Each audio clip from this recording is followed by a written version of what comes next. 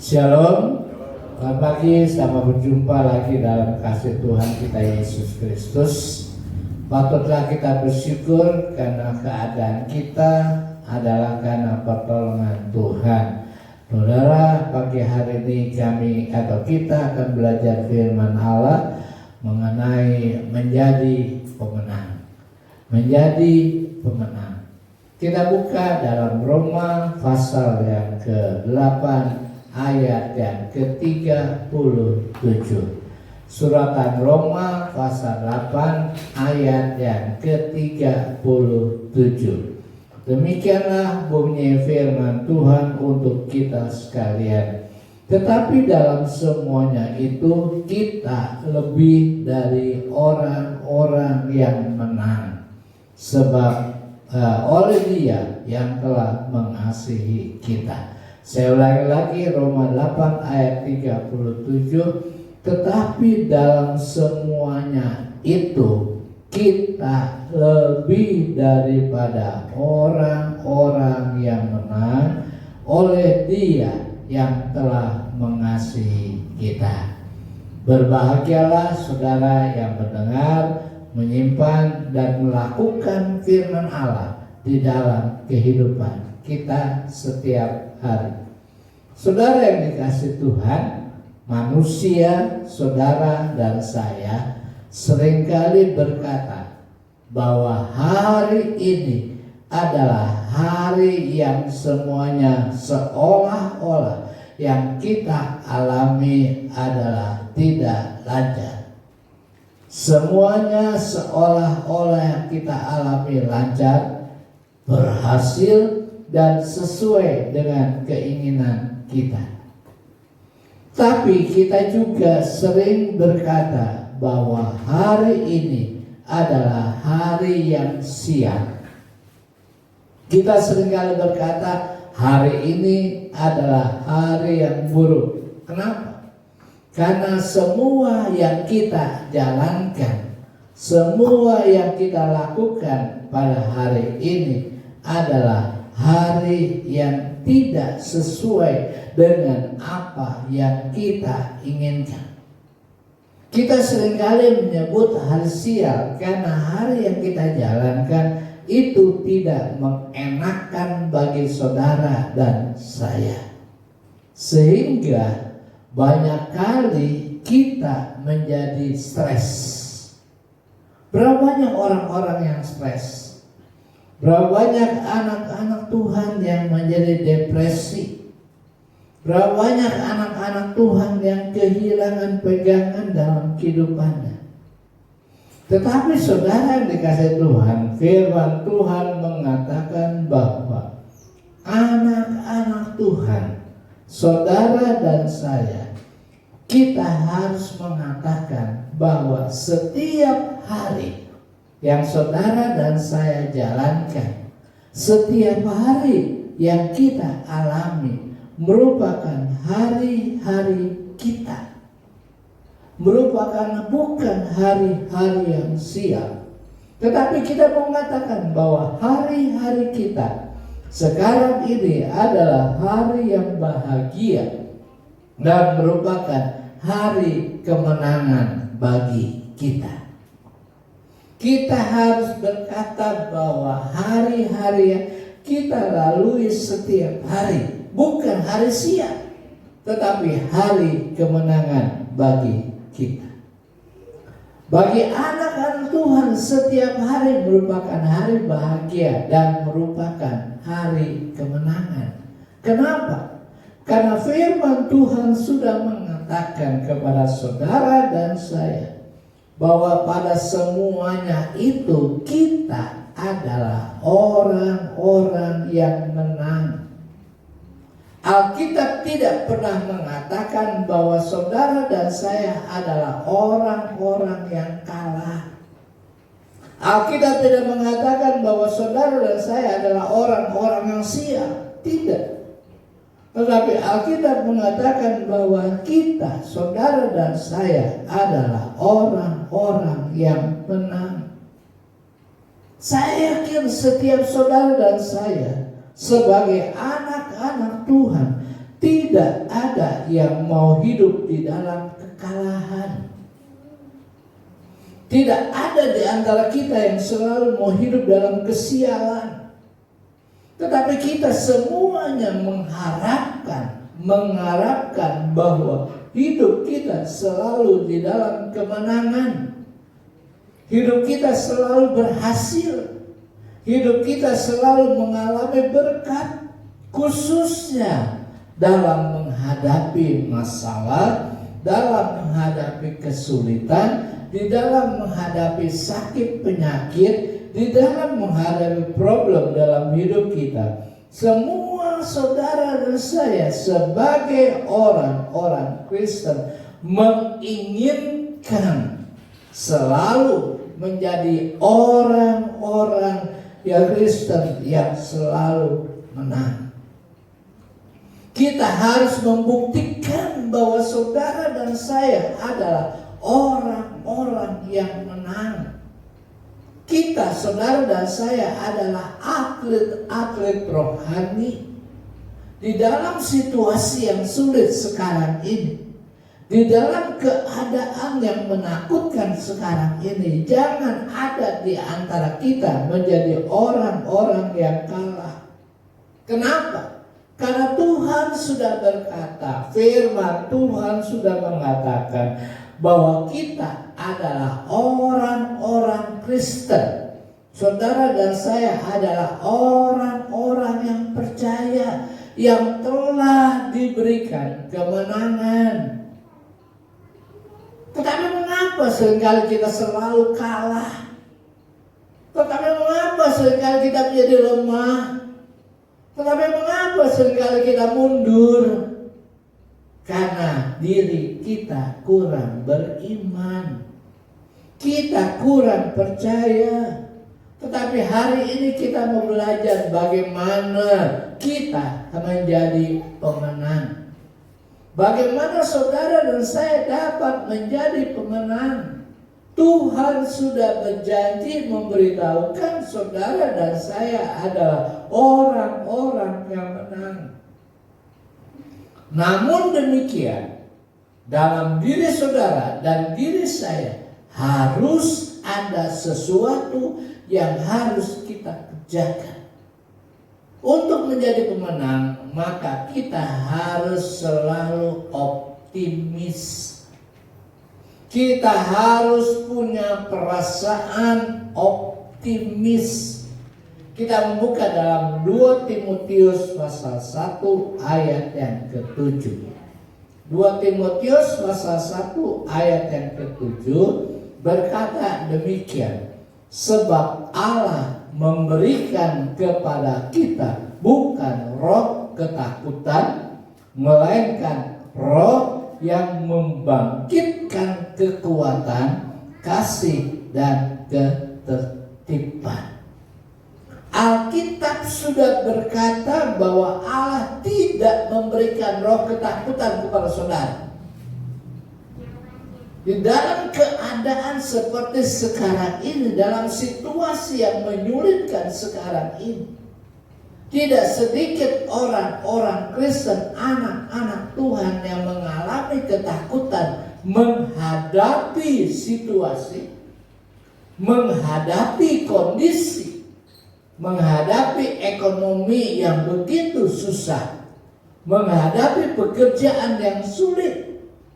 Tetapi ingat firman Tuhan mengatakan Tuhan tidak memberikan kepada saudara dan saya roh ketakutan, tetapi Tuhan sudah membangkitkan kekuatan, memberikan kasih dan ketertiban menghadapi keadaan seperti ini. Kata optimis, orang yang optimis adalah orang yang selalu berpengharapan atau berpandangan baik dalam menghadapi segala hal yang sulit. Orang yang optimis adalah orang yang selalu berpengharapan atau berpandangan baik dalam menghadapi segala hal yang sulit. Contoh, orang dunia, orang optimis memandang dunia ini seindah ceria. Orang optimis memandang keadaan dunia ini begitu indah, menyenangkan, dan selalu penuh percaya diri. Umumnya mereka bersemangat dan berani mengambil risiko dan menganggapnya untuk memperoleh kemenangan. Tetapi orang yang pesimis menganggap dunia ini adalah kejam.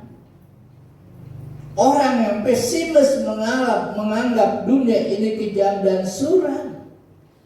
Mereka hidup selalu khawatir. Mereka hidup selalu tidak percaya dengan apa yang kita buat. Mereka menganggap dunia ini jahat. Mereka menganggap dunia ini tidak akan memberikan apa-apa. Tetapi berbeda dengan orang yang optimis. Saya seringkali memberikan contoh. 2 orang salesman. Yang satu pergi ke desa, disuruh pergi ke desa, dan berjalan-jalan di desa, dan mereka melihat orang-orang di desa itu tidak memakai sepatu. Perusahaan itu perusahaan sepatu dan sendal. Sehingga salesman ini berkata, waduh, daerah ini, desa ini gak pada pakai sepatu. Mana mungkin barang saya laku, produk saya laku. Itu kata orang yang pesimis. Ya pulang, mereka pulang. Tapi orang yang kedua kembali ke desa itu. Dan ketika dia kembali ke desa, dia keliling desa. Dia melihat orang-orang desa itu tidak bersepatu. Dan dia adalah orang optimis. Dan orang salesman yang kedua ini berkata, waduh, ini kesempatan, kata dia. Inilah adalah waktu di mana produk-produk yang saya jual ini akan laku. Orang yang optimis tidak merasa takut, tidak merasa khawatir situasi yang bagaimanapun juga. Oleh sebab itu ketika dia melihat desa dan dia pulang dan kemudian dia balik lagi membawa produk-produk dan menjual, apa orang yang positif, orang yang optimis ini berhasil? Karena dia punya pandangan, punya pandangan, punya pengharapan. Orang yang optimis dia melihat segala sesuatunya jelek. Tapi orang yang pesimis melihat sesuatu jelek. Bagaimana sikap saudara dan saya? Optimis kah? Atau pesimis? Melihat situasi, melihat keadaan pekerjaan, melihat usaha, melihat dagangan, melihat ekonomi yang begitu sulit. Kita harus tetap punya optimistis. Kita harus melihat segala sesuatu indah. Oleh sebab itu saudara, untuk memperoleh kemenangan, maka kita sebagai anak Tuhan harus selalu optimis dan memandang hidup ini dengan selalu mengucap syukur. Kita harus memandang hidup ini sebagai orang yang optimis. Orang yang optimis adalah orang yang memandang hidup ini dengan selalu mengucap syukur. Saya dengar iklan di televisi. Dia katakan mengucap syukur. Mengucap syukur. Iklan itu mengajar mengucap syukur. Demikian dengan saudara dan saya. Kalau kita menjadi orang-orang yang optimis, maka kita harus selalu mengucap syukur. Apapun yang kita terima, apapun yang kita dapatkan, kita mengucap syukur. Jangan pernah mengeluh. Jangan pernah mencari kambing hitam. Kita harus berani dan kita harus percaya kepada diri kita dan selalu percaya kepada Tuhan Yesus dalam apapun yang kita hadapi. Dalam situasi yang bagaimanapun juga, orang yang optimis adalah orang yang bersyukur atas pemberian Tuhan, atas pertolongan Tuhan, keadaan yang sulit bagaimanapun juga, situasi yang susah bagaimanapun juga. Saudara dan saya diajar untuk kita mendapatkan kemenangan, maka kita harus optimis, percaya diri kita bahwa Tuhan itu sanggup, dan selalu mengucap syukur kepada Tuhan. Memang gak gampang mengucap syukur, tapi dalam segala keadaan, situasi, kita harus mengucap syukur kepada Tuhan. Kita lihat contohnya Kaleb. Di dalam Yosua pasal 14 ayat 12. Yosua 14 ayat 12 berkata, oleh sebab itu berikanlah kepadaku pegunungan yang dijanjikan Tuhan pada waktu itu. Sebab engkau sendiri mendengar pada waktu itu bahwa di sana ada orang enak dengan kota-kota yang besar dan berkubu. Mungkin Tuhan menyertai aku sehingga aku menghalau mereka seperti yang difirmankan Tuhan. Cerita ini berbicara tentang seorang Kaleb, asistennya Musa. Usia Kaleb waktu itu usia 85 tahun. Sudah unsur, sudah tua. Tapi Musa menyuruh Kaleb bersama Yosua untuk mengintai Kanaan. Sementara 10 suku sudah mengintai dan laporan kepada Musa. Wah, gak mungkin kita menang. Mereka adalah orang-orang yang pesimis. Mereka adalah orang-orang yang melihat keadaan situasi Kanaan begitu menakutkan, sehingga mereka pulang dan lapor kepada Musa. Tapi ketika Allah menyuruh Musa, menyuruh Kaleb dan Yosua untuk mengintai Kanaan, dan Kaleb diberikan janji bahwa dia akan mendapatkan satu tempat yang bernama Bukit Hermon, satu tempat yang begitu luas, begitu indah, sehingga Kaleb dan Yosua mengintai. Alkitab atau Yosua mengatakan memberikan pegunungan yang dijanjikan Tuhan pada waktu itu, sebab engkau sendiri mendengar pada waktu itu bahwa di sana ada orang enak dengan kota-kota yang besar dan berkubu. Tetapi karena dia optimis, dia percaya diri, dia percaya kepada Tuhan, Kaleb berkata, mungkin Tuhan menyertai aku sehingga aku menghalau mereka. Kaleb nggak mau tahu tentang orang-orang Kanaan, tetapi dia percaya diri, dia percaya bahwa Tuhan sanggup menolong pada saudara. Saudara yang dikasihi Tuhan, Kaleb yakin bahwa Tuhan selalu menyertai mereka walaupun mereka musuh-musuh mereka begitu banyak dan kuat. Tetapi Kaleb mempunyai sikap optimis. Kaleb tidak minder walaupun dia sudah dikatakan namanya aja artinya ada anjing. Tapi Kaleb optimis dan yakin, dan orang-orang menganggap enteng Kaleb, tetapi Kaleb masa bodoh dengan ucapan orang.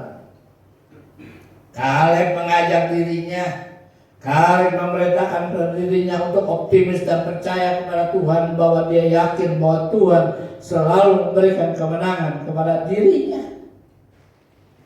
Demikian saudara dan saya dengan kita. Situasi tadi saya katakan begitu menakutkan hari-hari ini. Gempa bumi, banjir bandang, angin-angin topan, kerusakan dan lain-lainnya, gempa bumi yang dahsyat dan lain sebagainya.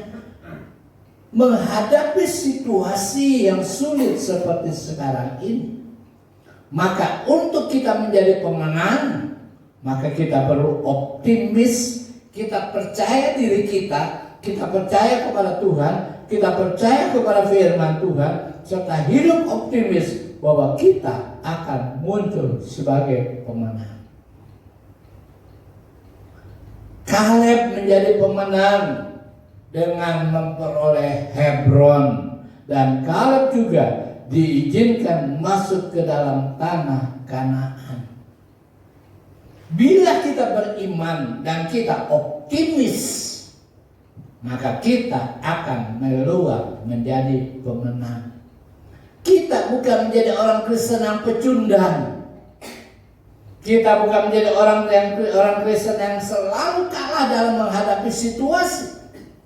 Tapi justru keadaan sulit, situasi yang tidak memungkinkan, kita harus percaya diri dan kita harus optimis. Percaya kepada Tuhan. Tuhan sanggup. Di Mesir ada seorang uskup yang bernama Uskup Abraham. Satu saat dia dipanggil oleh seorang khalifah. Dan seorang khalifah itu berkata kepada Uskup Agung Abraham, "Hei Uskup Abraham, bukankah firman-Mu mengatakan bahwa firman-Mu mengatakan bahwa Tuhan bisa memindahkan gunung?" Uskup Abraham dengan optimisnya dia berkata, "Benar." Dia percaya pada Tuhan. Lalu orang khalifah itu berkata, "Sekarang aku minta, di depan kita ada gunung yang besar. Coba kamu berdoa kepada Tuhanmu. Saya berikan waktu 3 hari. Minta supaya gunung itu menggeser, gunung itu pindah dari satu tempat itu ke tempat yang lain." Pada waktu Uskup Abraham mendengar permohonan khalifah, dia pulang. Dia ajak orang-orang Kristen untuk berdoa kepada Tuhan dengan perasaan optimis, percaya diri, percaya bahwa Tuhan sanggup menolong. Setelah mereka kumpul, mereka berdoa selama 3 hari. Pada hari yang keempat, orang-orang Kristen dan Uskup Abraham dipanggil di depan gunung itu, ditaruh di sebuah lapangan. Dan khalifah itu berkata, "Sekarang waktunya aku minta supaya gunung itu pindah." Pada hari yang ketiga dan pada hari yang keempat belum terjadi apa-apa. Belum terjadi gunung itu pindah. Tapi Uskup Abraham dengan optimisnya dia berkata, "Berikan saya waktu lagi. Berikan saya kesempatan lagi untuk saya menghadap Tuhan dan berdoa kepada Tuhan. Dan setelah itu panggil dan saya akan berdoa supaya gunung ini pindah." Uskup Abraham pulang, orang-orang Kristen yang sudah ditaruh di lapangan dibawa pulang karena khalifah itu mengizinkan. Dan Uskup Abraham berdoa bersama orang-orang Kristen minta kepada Tuhan. Setelah selesai berdoa untuk jangka waktu yang telah ditentukan, Uskup Abraham dengan orang-orang Kristen ini kumpul lagi di lapangan di depan gunung. Dan pada waktu hari itu, khalifah itu menuntut supaya gunung itu pindah. Pada waktu itu, Uskup Abraham berdoa kepada Allah dengan optimis. Dan pada waktu dia berdoa, dia percaya diri dan percaya kepada Allah. Sudah, gunung Makatan yang ada di Mesir pada waktu itu, mujizat Allah terjadi. Gunung Makatan itu terjadi gempa bumi yang hebat, gempa bumi yang besar, sehingga gunung itu bergeser. Gunung itu bergeser kurang lebih 3 km dari tempat semula. Khalifah itu bingung. Yang tadi membantai orang-orang Kristen dan Uskup Abraham. Uskup Abraham memperoleh kemenangan. Dan orang-orang Kristen itu memperoleh kemenangan. Akhirnya mereka disuruh pulang. Saudara yang dikasih Tuhan, gunung ini berbicara tentang gunung. Gunung ini bukan secara harafiah, bukan secara hurufiah, melainkan gunung ini berbicara tentang masalah. Gunung ini berbicara tentang kesulitan yang besar. Apabila saat ini saudara dan saya menghadapi gunung Makatam yang begitu besar, masalah ekonomi, masalah gaji, masalah perdagangan, masalah rumah tangga, masalah sakit penyakit, Tuhan sanggup memberikan jalan keluar kepada saudara. Dia sanggup memindahkan gunung-gunung masalah, gunung-gunung kesulitan, gunung masalah ekonomi, rumah tangga, sakit penyakit akan lalu daripada diri kita. Tuhan sanggup memberikan kesembuhan. Namun kita harus optimis. Kita harus optimis dalam menghadapi keadaan yang menakutkan, menyusahkan, situasi yang sulit. Kita harus beriman dan percaya serta optimis dan yakin bahwa Tuhan akan memberikan kemenangan. Tidak ada mustahil bagi Tuhan. Manusia berkata mustahil, tapi bagi Tuhan tidak ada yang mustahil. Asal kita optimis, kita percaya kepada Tuhan. Mazmur pasal 20 ayat yang ke-6 berkata, kami mau bersorak-sorai tentang kemenangan-Mu dan mengangkat panji-panji demi nama Allah kita. Kiranya Tuhan memenuhi segala permintaan-Mu. Permintaan saudara akan dikabulkan oleh Tuhan. Kalau kita percaya diri, kita optimis, kita percaya dan beriman kepada Tuhan dan selalu bersyukur kepada Tuhan. Segala keinginan saudara, segala permintaan saudara pasti diberikan oleh Tuhan. Selain optimis, maka hal yang kedua yang harus ada pada diri kita, kita harus mengandalkan Tuhan. Optimis saja tidak cukup, tapi optimis harus dibuktikan dengan mengandalkan Tuhan. Yeremia 17 ayat 7 berkata, diberkati orang yang mengandalkan Tuhan, yang menaruh harapannya pada Tuhan. Ada janji bagi orang yang mengandalkan Tuhan dengan optimis bahwa Tuhan akan memberkati saudara dan kita akan keluar menjadi pemenang.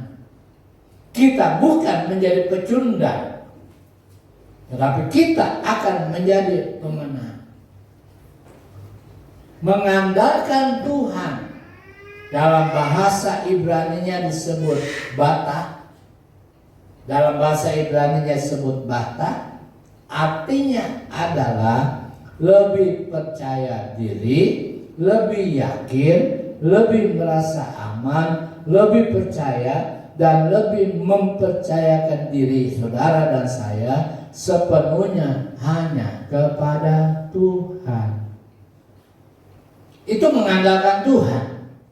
Kita harus percaya diri, kita harus percaya kepada Tuhan, kita harus mempercayakan segala sepenuhnya kepada Tuhan. Karena Tuhan itulah yang akan memberikan berkat. Mengandalkan Tuhan bukan berarti kita pasif. Mengandalkan Tuhan bukan berarti kita diam dan tidak berbuat apa-apa. Tetapi mengandalkan Tuhan, kita harus melakukan sesuatu. Mengandalkan Tuhan, kita harus berbuat sesuatu kepada Tuhan. Misalnya, saudara sakit, Ada penyakit dalam hidup saudara. Saudara mengandalkan Tuhan, Tuhan sanggup menyembuhkan saudara. Tetapi bukan berarti saudara diam, nggak makan obat, nggak pergi ke dokter. Kalau itu yang kita lakukan sampai kapanpun kita tidak akan mendapatkan kesembuhan. Almarhum Pendeta Ruben, dia telah meninggal dunia. Dalam kehidupannya selalu percaya iman kepada Tuhan. Iman boleh beriman kepada Tuhan.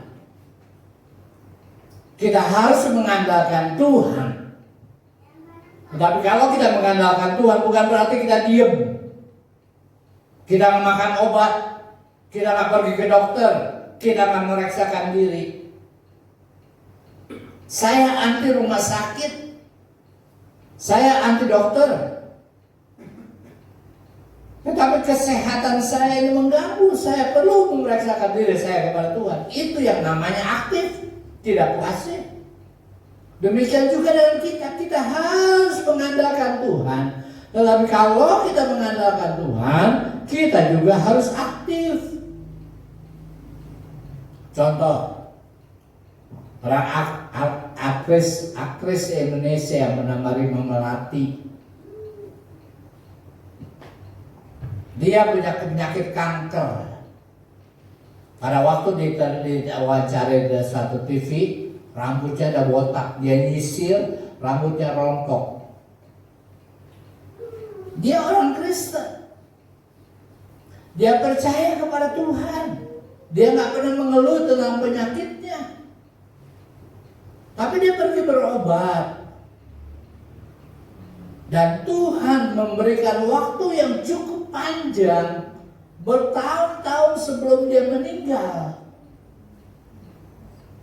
Memang penyakitnya ada, tetapi dia percaya, dia mempercayakan diri kepada Tuhan, mengandalkan Tuhan. Akhirnya Tuhan panggil dia, tapi dia mendapatkan kekuatan. Kemudian seorang yang bernama Rudy Hartono, musuh bebuyutannya Spendfree.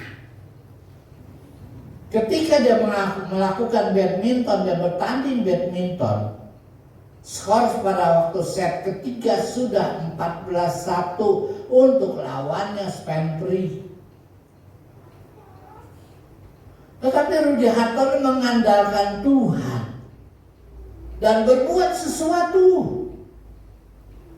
Pada waktu dia pindah bola dia pegang, dia berdoa kepada Tuhan. Semua orang tegang pada waktu itu. Tetapi karena Rudy Hartono selalu mengandalkan Tuhan, akhirnya skor 14-1 yang tinggal 1 poin untuk lawannya. Dapat disusul oleh Rudy Hartono sampai 14 sama. Sampai jus. Akhirnya mujizat Allah terjadi pada Rudy Hartono. Semua orang kagum, semua berdecak. Semua bersorak-sorak karena Rudy Hartono bisa menyusul sampai angka 14-14. Dan bahkan sampai jus dia bisa mengalahkan musuh bebuyutannya. Dan dia menjadi pemenang. Musuh yang saudara dan saya hadapi begitu banyak. Halangan kesulitan yang harus kita hadapi begitu banyak. Mungkin di rumah tangga kita, suami istri musuh yang paling dekat, anak-anak musuh yang paling dekat. Tapi kita terus mengandalkan Tuhan, menghadapi situasi yang sulit, menghadapi keadaan yang sulit. Kita harus optimis dan kita harus mengandalkan Tuhan. Dan akhirnya kita akan keluar menjadi pemenang. Di dalam Alkitab ada 2 contoh. Yang pertama Raja Yosafat. Dalam 2 Tawarik 20 ayat yang ketiga, firman Tuhan mengatakan, Yosafat menjadi takut lalu mengambil keputusan untuk mencari Tuhan. Ia menyerukan kepada seluruh Yehuda supaya berpuasa.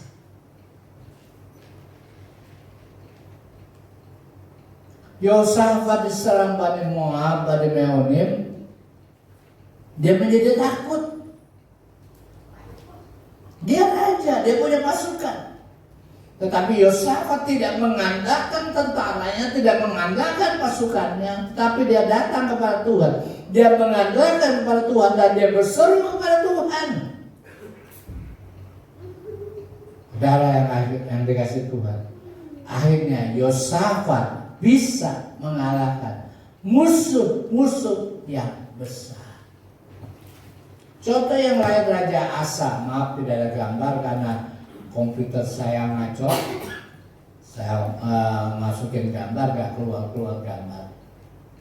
Dalam 2 Tarim 14 ayat 11, Raja Asa adalah raja yang dipakai Tuhan. Pada waktu dia menjadi raja, dia selalu berseru kepada Tuhan. Dia selalu mengandalkan Tuhan. Sehingga ketika dia mengandalkan Tuhan, segala musuh-musuhnya. Raja Asa pada awal hidupnya begitu setia kepada Tuhan dan selalu mengandalkan Tuhan, sehingga dia menjadi seorang pemenang. Musuh-musuhnya dapat dikalahkan. Namun kesombongan membuat Raja Asa akhirnya mengalami kekalahan. Mari kita belajar mengandalkan Tuhan. Dalam 2 Tarim 14 ayat 12 mengatakan, dan Tuhan memukul kalah orang-orang Ethiopia itu amat banyak yang tewas, sehingga tidak ada yang tinggal hidup karena mereka hancur di hadapan Tuhan dan tentaranya. Orang-orang Yehuda memperoleh jarahan yang sangat besar. Raja Asa mengandalkan Tuhan dan dia memperoleh kemenangan. Apapun masalah saudara, apapun persoalan saudara yang kita hadapi, khususnya di dalam perlombaan iman dan dalam masalah penyakit dan lain-lain yang kita harus alami dan hadapi, kita harus mengandalkan Tuhan. Kita percaya diri bahwa Tuhan sanggup menolong kepada saudara dan saya. Ayub pasal 12 ayat 16a mengatakan, pada dialah kuasa dan kemenangan. Pada dialah, pada Tuhan ada kuasa dan kemenangan. Sebab itu kita akan menjadi pemenang kalau kita optimis dan mengandalkan Tuhan. Mari kita belajar. Yang ketiga, kita tetap bersemangat di dalam Tuhan. Amsal pasal 18 ayat 14 mengatakan, orang yang bersemangat dapat menanggung penderitaannya, tetapi siapa akan memulihkan semangat yang patah?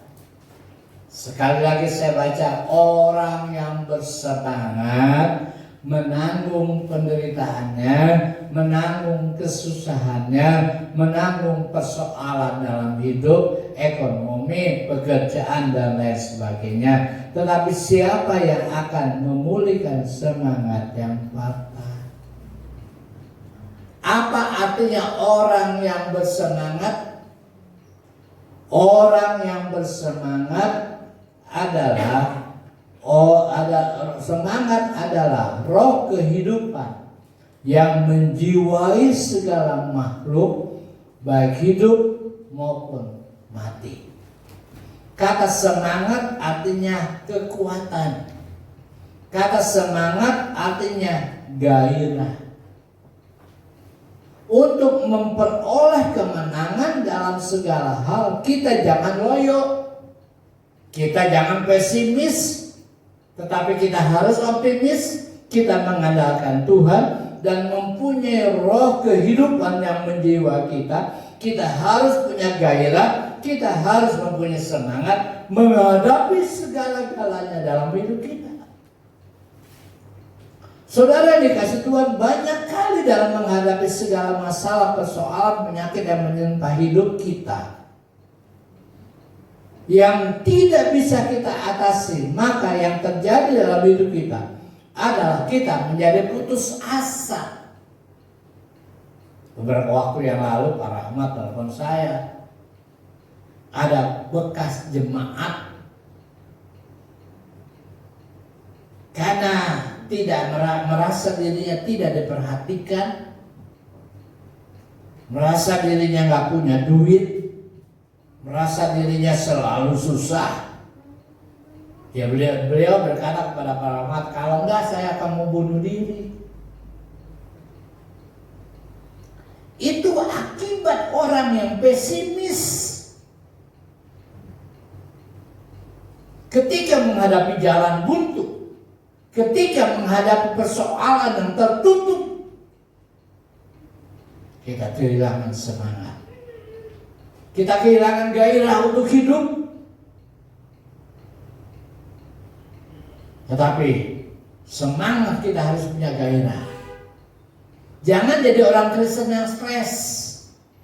Jangan jadi orang Kristen yang depresi. Tapi dalam menghadapi segala masalah, menghadapi persoalan, menghadapi penyakit, kita harus menjadi orang yang punya semangat.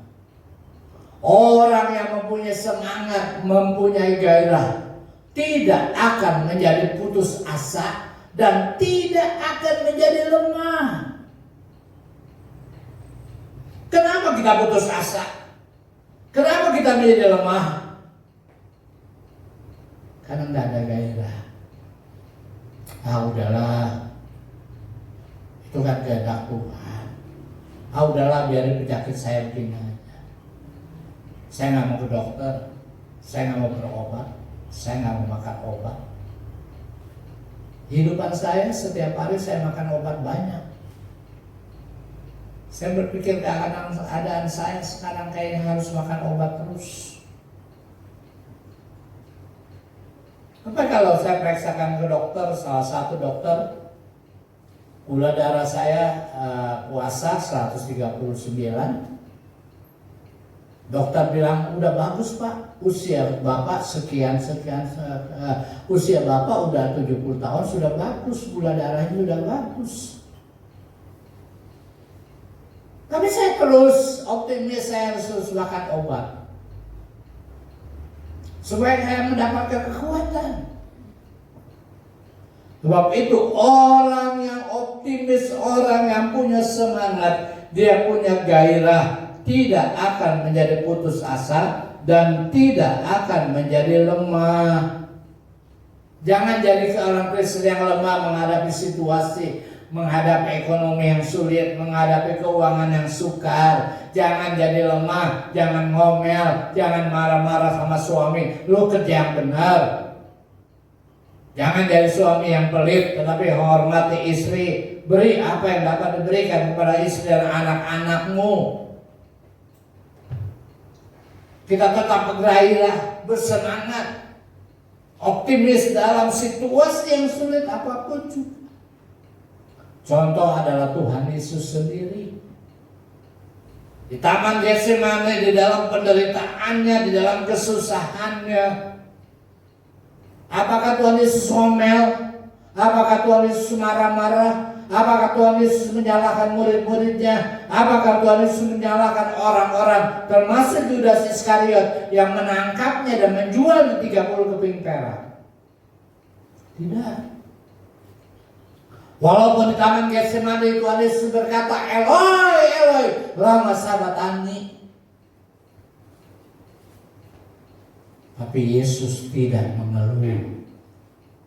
Yesus tidak putus asa. Yesus tidak pesimis. Yesus tidak lari dari penderitaan.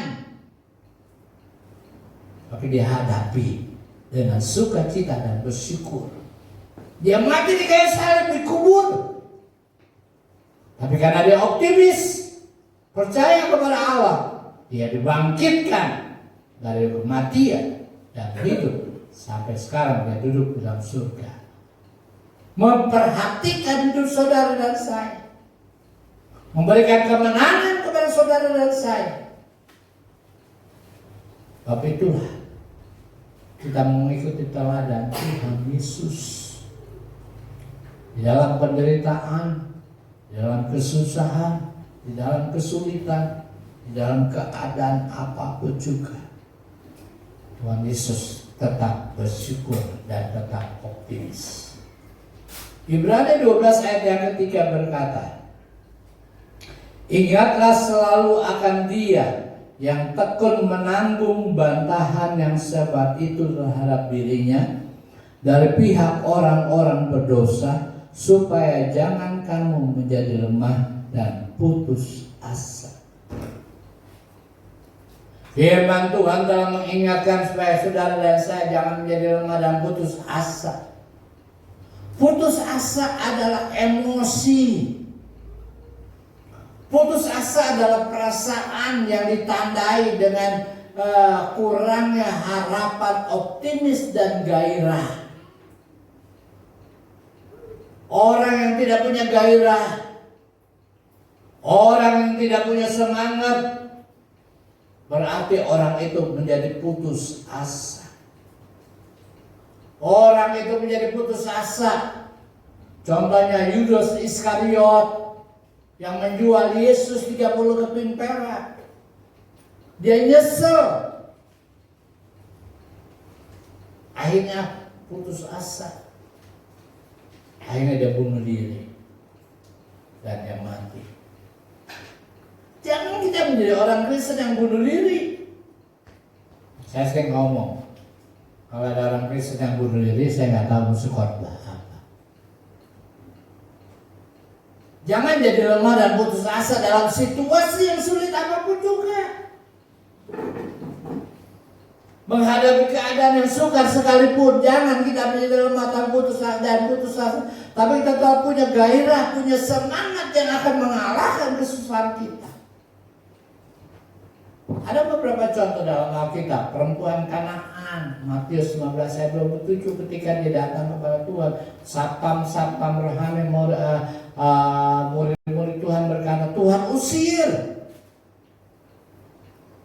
Perempuan Kanaan kadang merepotkan.